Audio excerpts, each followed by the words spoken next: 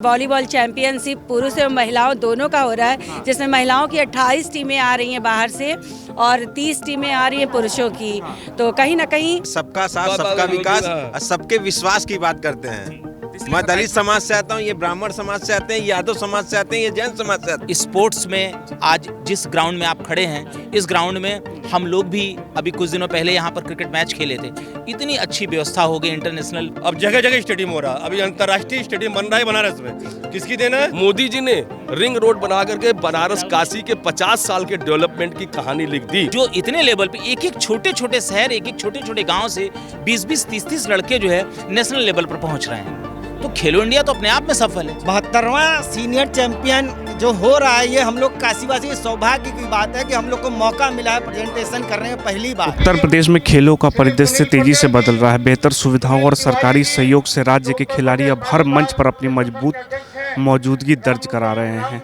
कभी खेलों के क्षेत्र में पिछड़ा माने जाने वाला उत्तर प्रदेश आज बदलाव की मिसाल बनता जा रहा है। नए स्टेडियम, परीक्षण केंद्र और योजनाओं ने प्रदेश के खिलाड़ियों को आगे बढ़ाने का मजबूत मंच दिया है। इस वक्त हम मौजूद है वाराणसी के स्टेडियम में, जहां योगी आदित्यनाथ जी खुद आए हुए हैं खिलाड़ियों को प्रोत्साहन करने के लिए। क्या नाम है मैम आपका? सुष्मिता सेठ, कहाँ के रहने वाली हैं? क्षेत्रीय संयोजक बेटी बचाओ बेटी पढ़ाओ की मैं काशी क्षेत्र देख रही हूँ भाजपा से। जी, अभी काशी और पूरा उत्तर प्रदेश बदल रहा है। 27 में चुनाव होने वाले हैं। क्या माहौल लग रहा है इस बार उत्तर प्रदेश में? बहुत ही बढ़िया माहौल लग रहा है और काशी के साथ साथ हम बिहार को भी जीत चुके हैं और बंगाल की बारी है। बहुत ही सुंदर और हमारे माननीय प्रधानमंत्री जी की दृष्टि गोचर आप देख सकते हैं कि उनकी दूरदर्शिता देखिए कि 72वीं सीनियर नेशनल वॉलीबॉल चैंपियनशिप पुरुष एवं महिलाओं दोनों का हो रहा है, जिसमें महिलाओं की 28 टीमें आ रही हैं बाहर से और 30 टीमें आ रही हैं पुरुषों की। तो कहीं ना कहीं हमारे युवाओं का बहुत ज़्यादा उत्साहवर्धन किया जा रहा है। बहुत मोटिवेशन मिल रहा है युवाओं को कि खेल को बढ़ावा देने से उनको मन में उत्साह आता है और कहते हैं कि जो खेलने से मन मस्तिष्क हमारा दोनों स्वस्थ रहता है। तो युवाओं पे ध्यान है हमारे माननीय प्रधानमंत्री जी का केंद्रित है, क्योंकि वही देश का भविष्य है। आज के सरकार की अगर बात करें मैम, तो पहले की सरकार में खेल को लेकर उतने उत्साहित थे? खेल को लेकर क्या, किसी भी क्षेत्र को लेकर कोई उत्साह नहीं था, ना ही साफ सफाई को लेकर, ना ही अपनी धार्मिक संस्कृति और परंपराओं को बचाने के लिए, ना सनातन संस्कृति को बचाने की कुछ भी पिछली सरकारें कोई भी ऐसा काम नहीं कर रही थी। और माननीय प्रधानमंत्री जी के कार्यकाल में आप देख सकते हैं कि 10 सालों में महापरिवर्तन नज़र आ रहा है पूरे भारत में। पूरा भारत विश्व का बहुत ही विश्व में अपना परचम लहरा रहा है और सनातन संस्कृति हमारी पुनर्जीवित हो गई है। हमारी परंपराएं, हमारे धर्म, हमारी मातृशक्तियों की सुरक्षा, सम्मान सब कुछ बढ़ चुका है, सब बदल गया है। में उत्तर प्रदेश में आपके सामने एक नया भारत हमारे माननीय प्रधानमंत्री जी और उत्तर प्रदेश के माननीय मुख्यमंत्री योगी आदित्यनाथ जी की वजह से इतना सुंदर परिवर्तन आपको देखने को मिल रहा है। धन्यवाद। जय भारत। कौन, योगी जी, मायावती जी, अखिलेश यादव, तीनों में से कौन लग रहा है? योगी जी ही आएंगे। क्या नाम हुआ सर आपका? अजय कुमार गुप्ता। कहाँ के रहने वाले हो? यही बनारस के हैं। बनारस के। अभी 27 में उत्तर प्रदेश में चुनाव होने वाला है। किस तरफ की हवा लग रही है? जहाँ खड़े हैं उनकी हवा लग रही है। बाबा की ही? जी, मोदी और बाबा की। जी, लेकिन नेता प्रतिपक्ष अखिलेश यादव कह रहे उत्तर प्रदेश बदलाव के मूड में लग रहा है, तो इसमें कितनी सच्चाई लगती है आपको? 25 करोड़ में सिर्फ वही बोल रहे हैं कि बदलाव के मूड में है। बाकी 24 करोड़ जितना है सब बोलता है कि वही रहेगा, सेम रहेगा। तो बाबा ने ऐसा क्या बदल दिया जो लग रहा है कि उत्तर प्रदेश में फिर से दोहराव होना चाहिए? आप कहाँ के हैं? हम बाहर से, दिल्ली से आए हैं जानने के लिए कि उत्तर प्रदेश की जनता क्या सोच रही है। जिस मैदान में खड़े हैं ना आप, 2014 के पहले वो मैदान सिर्फ बैट बॉल और उसके लिए था, फुटबॉल के लिए। अब इस मैदान में आप क्रिकेट भी खेल सकते हैं, फुटबॉल भी खेल सकते हैं। आज 72वां मतलब वर्ल्ड लेवल का वॉलीबॉल का टूर्नामेंट आज बनारस में 1982 के बाद आज हो रहा है। तो ये मोदी जी की देन है कि इस बनारस में इंटरनेशनल नेशनल लेवल का गेम हो रहा है। सरकार की उपलब्धि है जी। स्टेडियम को लेकर अगर सरकार बहुत ज़्यादा जागरूक लग रही है, खेल को लेकर लग रही है। पहले की सरकार में ये सब दिखती थी, आप तो पहले की सरकार भी देखे होंगे। अब ये पर्सनालिटी देख रहे हैं, स्पोर्ट्स मैन वाला पर्सनालिटी है। 14 के बाद देखिए कम पेट किसी कम नहीं रहा, सब खेलने कूदने में लगे हुए हैं एकदम। और 14 के पहले वाले देखते होंगे तो किसी का लाद निकला, किसी क्या है, क्योंकि स्टेडियम नहीं होता था। अब जगह जगह स्टेडियम हो रहा है। अभी अंतर्राष्ट्रीय स्टेडियम बन रहा है बनारस में। किसकी देन है? भारत सरकार की देन है, भारतीय जनता पार्टी की सरकार की देन है। जी, इंडिया सफल है आपके अनुसार? बिल्कुल। तन मन और स्वस्थ रहेगा तो सब कुछ स्वस्थ रहेगा। तो 27 में फिर से बाबा ही आ रहे हैं? हर हर महादेव। क्या नाम हुआ आपका? संतोष द्विवेदी, पूर्व जिला अध्यक्ष भाजपा युवा मोर्चा क्या वाराणसी। लग रहा है इस बार 27 में क्या होगा उत्तर प्रदेश में? 27 में भारतीय जनता पार्टी की सरकार योगी जी के नेतृत्व में पुनः बनने जा रही है, और यदि कोई गलतफहमी में है तो मैं उससे कहना चाहता हूं कि अपनी गलतफहमी दूर कर ले। अभी पीडीए की बात कर रहे हैं अखिलेश यादव, कह रहे इसका फायदा होगा। जनता पूरी तरह से मोदी जी के और योगी जी के साथ है, हर वर्ग है। हम जाति की बात नहीं करते हैं, सारे समाज की बात करते हैं। भारतीय जनता पार्टी एकमात्र ऐसी पार्टी है जो किसी वर्ग विशेष की राजनीति, किसी जाति विशेष की राजनीति नहीं करती है, सभी को लेकर एक साथ चलती है। सबका साथ, सबका विकास और सबका विश्वास, ये हमारे मोदी जी का मंत्र है। इसलिए आप देख रहे हैं। बताएंगे सर क्या नाम हुआ आपका? उमेश दत्त पाठक, आपको क्या लग रहा है इस पूर्व बार? जिला महामंत्री भाजपा इस बार वाराणसी। क्या लग रहा है उत्तर प्रदेश में?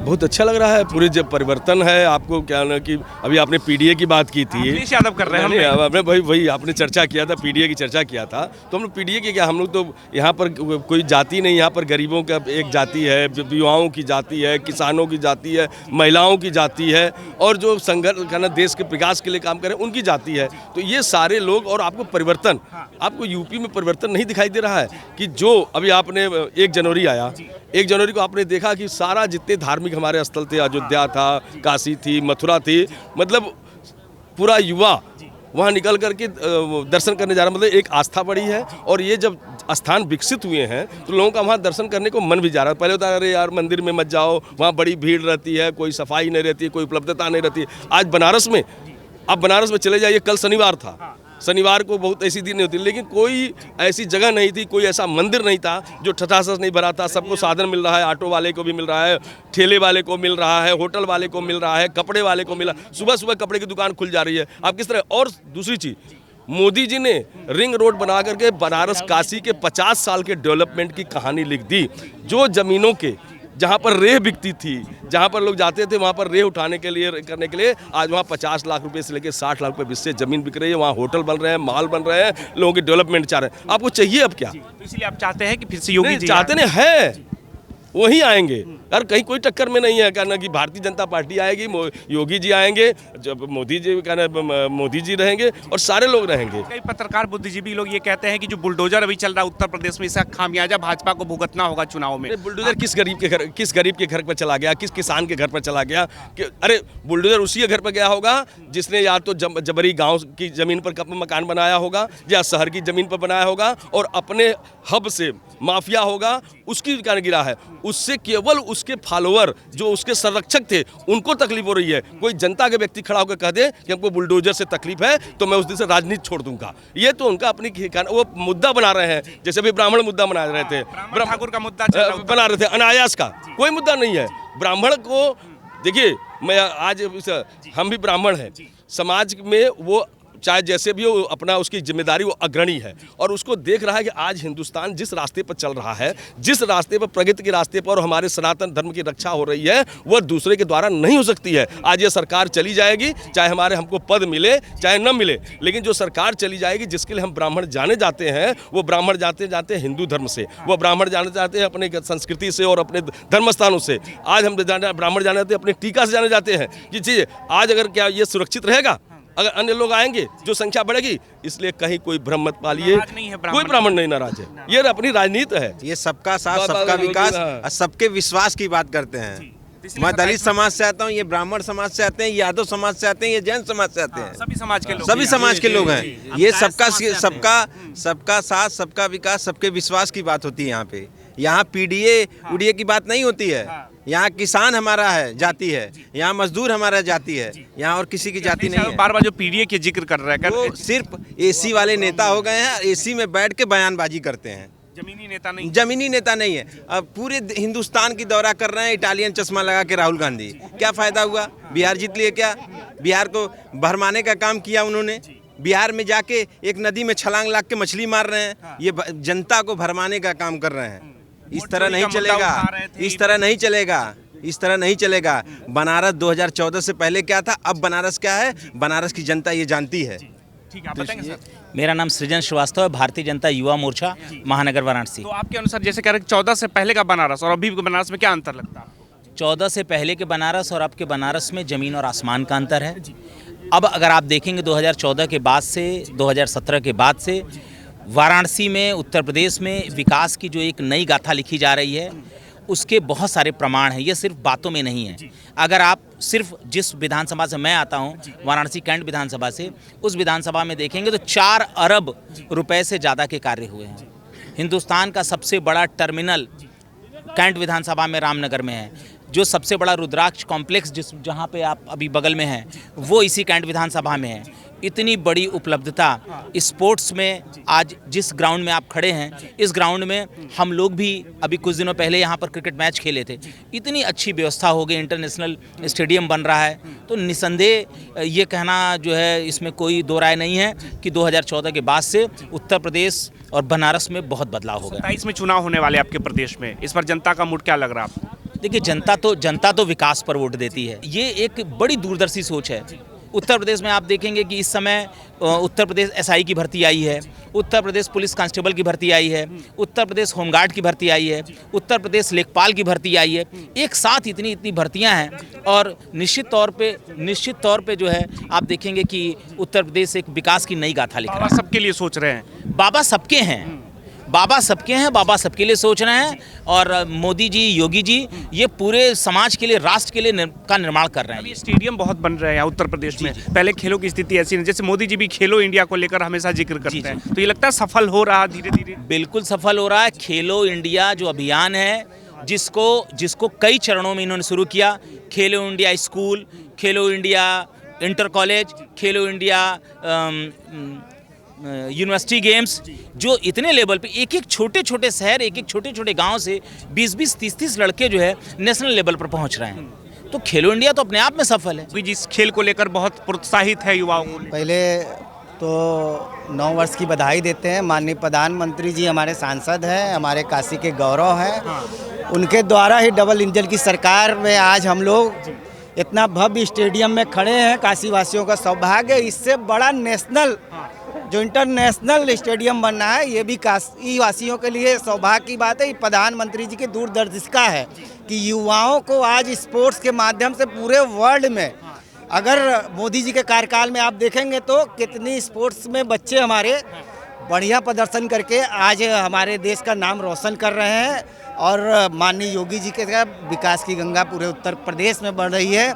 और स्पोर्ट्स के मामले में आज देखिए 72वां सीनियर चैंपियन जो हो रहा है, ये हम लोग काशीवासी सौभाग्य की बात है कि हम लोग को मौका मिला है प्रेजेंटेशन करने में पहली बार। इसलिए हम लोग गौरवान्वित महसूस कर रहे हैं। माननीय योगी जी, मोदी जी को धन्यवाद प्रस्तुत करते हैं। पहले की सरकार की अगर सर बात करें, पहले की सरकारों की, हम जैसे ने भैया ने कहा कि पहले के सिर्फ परिवारवाद है और उनके लिए स्पोर्ट्स और युवाओं को माफिया की तरफ ढकेलना है। ये स्पोर्ट्स से मतलब नहीं है। आप हमारे साथ जुड़िए और माफिया राज का वो करिए और हमको वोट दीजिए। विपक्ष हमेशा सरकार बनी रहने के लिए बस वही है, युवाओं को ही है। माफिया राज पे कंट्रोल कर पाए? माफिया राज 0 टॉलरेंस में देखिए, जिसको हो रहा है उसका मकान बुलडोजर से गिराया जा रहा है, उसको गोली मार के उसको लंगड़ा कर दिया जा रहा है। एकदम योगी जी का खुला ऐलान है, जो भी दंगाई सामने आएगा उसको छोड़ा नहीं जाएगा, बख्शा नहीं जाएगा। यादव करके बुलडोजर भी देख के चल रहा है, अगर पिछड़ा देखा जा रहा है। ऐसा कोई बात नहीं, जो अपराधी है उसके ऊपर बुलडोजर चल रहा है। ये अखिलेश यादव की पर्सनल राय है, उनको राय से कोई मतलब नहीं रहेगा। आए को बातों को